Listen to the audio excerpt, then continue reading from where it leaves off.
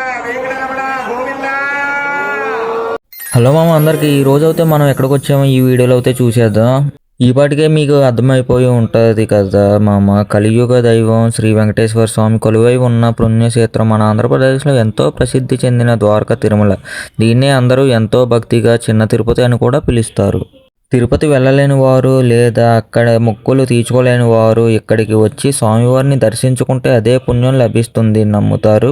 మరి ఈరోజు ఈ వ్లాగ్లో మనం ద్వారకా తిరుమల ఎలా వెళ్ళాలి, దర్శనం టికెట్లు ఎలా ఉంటాయి, ఇక్కడ ప్రత్యేకతలు ఏంటో అన్నీ క్లియర్గా ఈ వీడియోలో అయితే చూసేద్దాం మామ. ఫ్రెండ్స్, ద్వారకా తిరుమల మనకి ఏలూరు జిల్లాలోనే ఉంది. మీరు సొంత వాహనాల్లోనే వస్తే విజయవాడ నుండి దాదాపు 95 కిలోమీటర్లు, రాజమండ్రి నుండి అయితే 70 కిలోమీటర్ల దూరం ఉంటుంది. ఒకవేళ ట్రైన్లో రావాలనుకుంటే దగ్గరలోనే ఏలూరు లేదా భీమడోలు రైల్వే స్టేషన్లో దిగవచ్చు. అక్కడ నుండి ఆర్టీసీ బస్సులు, ఆటోలు నిరంతరంగా ఉంటాయి. మనం కొండపైకి వెళ్ళడానికి చక్కని ఘాట్ రోడ్డు ఉంది. అలాగే నడుచుకుని వెళ్ళే భక్తుల కోసం మెట్ల మార్గం కూడా ఉంది. ఫ్రెండ్స్, ద్వారకా తిరుమల కొండపైన మనం తప్పకుండా దర్శించుకోవాల్సిన టెంపుల్ వచ్చేసి శివాలయం. శివాలయంకి వెళ్ళే మార్గంలోనే మనకైతే గోశాల ఉంది. ఇక్కడ వందల సంఖ్యలో ఆవులు, మనకి దూడలు దర్శనం ఇస్తూనే ఉంటాయి.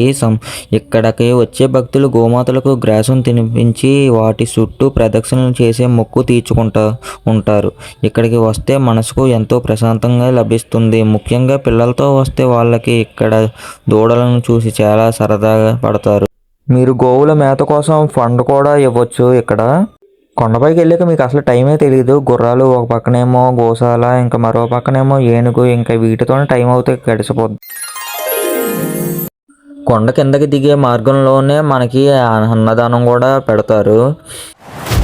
కొండపైకి ఎక్కే మార్గంలో మనకి కుడివైపు చూస్తే మనకి చిల్డ్రన్స్ పార్క్ ఉంటుంది. చిల్డ్రన్స్ పార్క్లో ఇంకా ఎంజాయ్మెంట్ అది మామూలుగా ఉండదు. చిన్నపిల్లలతో వెళ్తే ఇంకా అంతే సంగతి.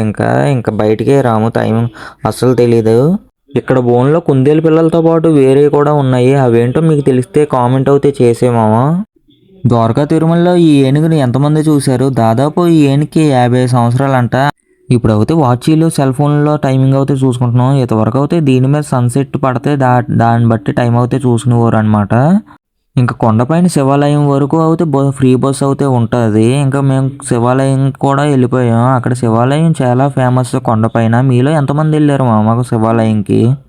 లాస్ట్ టైం వెళ్ళినప్పుడు అయితే ఈ గోపురం ఇలా లేదనమాట. ఇప్పుడు మొత్తం అంతా మార్చేశారు. ఇంకా నేనైతే నవగ్రహాలకి దర్శించుకోవడానికి అయితే వెళ్ళాను ఇక్కడ శివాలయంలోనే. ఇంకా కొండపైన శివాలయంలో శివుణ్ణి దర్శించుకున్న తర్వాత పీస్ఫుల్గా చాలా రిలీఫ్గా ఉంటుంది మామ మనకి. కొండపైన ఫోటో షూట్స్ కూడా చాలా బెస్ట్ ప్లేస్ ఇది. పక్కనే నవగ్రహాల వనం కూడా ఉంటుంది. మీలో ఎంతమంది వెళ్ళారు ఈ నవగ్రహాల వనానికి? ప్రతి దేవత నవగ్రహ మొక్కల్లో ఉంటారంట, దర్శించుకోవచ్చు మనం. కొండపైన ఉన్న ఈ శివాలయాన్ని మొత్తం రీకన్స్ట్రక్షన్ చేశారు. కొండపైన శివాలయాన్ని దర్శించుకున్న తర్వాత కొండ కిందకి దిగే మార్గంలోనే మనకి అన్నదానం కూడా పెడతారు. మేము అన్నదానానికి అయితే వెళ్ళిపోయాం. స్వామివారి దేవస్థానంలో నార్మల్ వీకెండ్స్లోనేమో 11 గంటల నుంచి మధ్యాహ్నం 3 గంటల వరకు అయితే పెడతారు. అరౌండ్ 3000 మందికి అయితే పెడతారు. అలాగే సాటర్డే, సండే వచ్చేసి 9:30 నుంచి 4 గంటల వరకు పెడతారు. ఒకవేళ జనాభా ఎక్కువ ఉంటే ఇంకా ఎక్స్టెండ్ కూడా చేయవచ్చు. అలాగే ఫ్రైడే వచ్చేసి 8 గంటల నుంచి 11 గంటల వరకు పెడతారు. అలాగే ఆ రోజు అయితే స్పెషల్ నైట్ డిన్నర్ కూడా ప్రొవైడ్ అయితే చేస్తారు స్వామివారి అన్నదానంలోనే. ద్వారకా తిరుమలలో మన పేరు మీద అన్నదానం కూడా చేయించవచ్చు. అక్కడే కౌంటర్స్ అయితే ఉంటాయి. మనం అయితే మనకు తోచినంత అమౌంట్ ఇవ్వచ్చు. మాకైతే అన్నదానం కంప్లీట్ అయిపోయిన తర్వాత కొండ కిందకి అయితే దిగిపోయాం. మనకి కొండ కింద ఈ డైరెక్షన్స్ బోర్డు ఉంటుంది. అదే ఇందాక మనం వెళ్ళాం కదా ఆ directions board.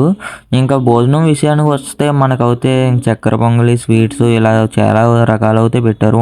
Bye bye, next వీడియోలో అయితే కలుద్దాం మామ.